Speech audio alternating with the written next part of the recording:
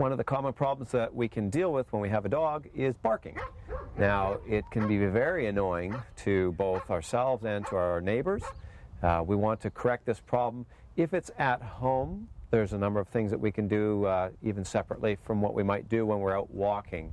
If the dog is barking and it's in the yard, we want to make sure that we always give some type of physical correction and not just leaning out the window and yelling no. The dog stops, it starts barking again in a few minutes. We've got to take the time, make the effort to go out and correct the dog so that they understand they will pay a price every time they open their mouth for that. Now, you would start off with just the use again of your metal training collar, your choke chain, having the dog on a short training line in the yard or longer if you need it to be, if you can't catch them. Go outside, give them the verbal no, run down the stairs, go get them, reinforce with a firm snap telling them no. Say, be quiet, say okay, go back in the house, wait for the dog to do it again, they bark, you go back out and you repeat the same thing. Increase the firmness of it each time. Now, if you've got a very stubborn dog, again, you want to up things. You may have to use a pinch collar.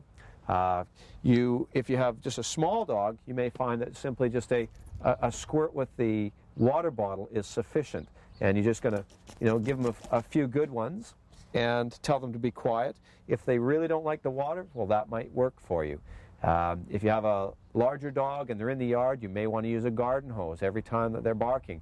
You go out and you give them a good spray, but you're reinforcing it consistently. But if you're finding that you're at a point where you're not getting a response, you've got to think, well, what's the next level I can go to?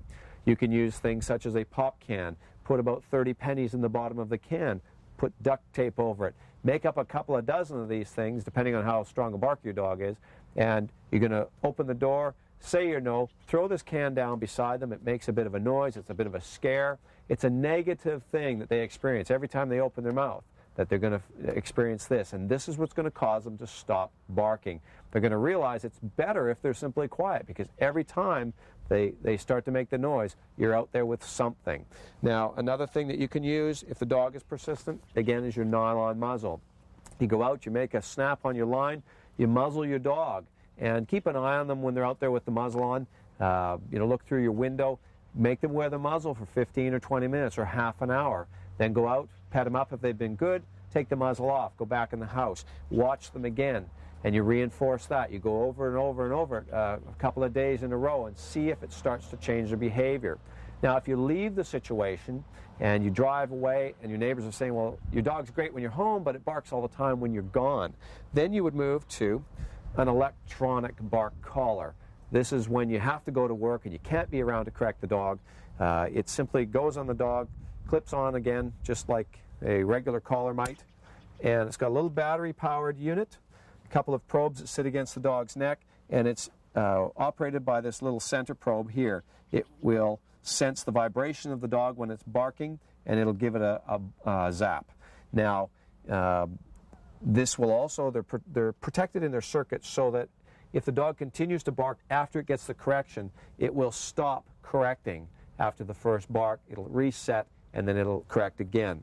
So these are good when you're away, but you don't want to simply rely on them at all times, because the dog will become collar smart to them, and you take the collar off and you may have the dog barking again.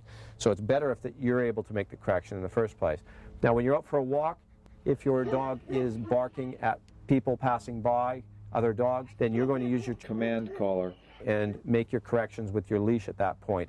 If the dog is out playing and it barks constantly while it's playing, while it's got its line on, each time it barks, you're going to run over, grab it, you're going to tell it no, run over, grab, make your corrections, say, okay, go play. Immediately you're back to nice person. Play is okay, but they cannot be barking every step of the way.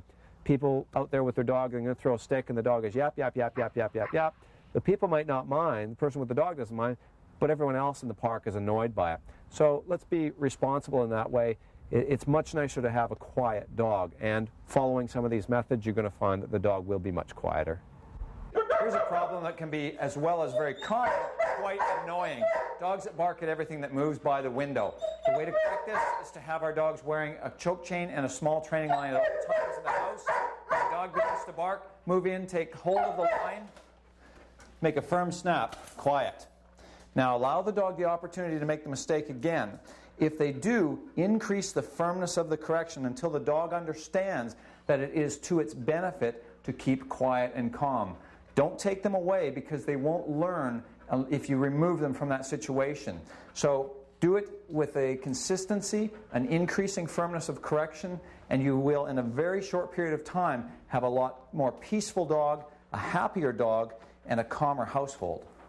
Your electronic collar is also a good device to use when you're dealing with barking.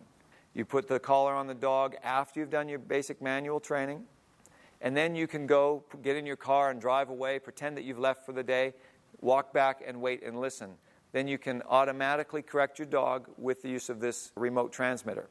Now, people will say, well, I could get a standard bark collar, which does it automatically, and yes, you can do that as well.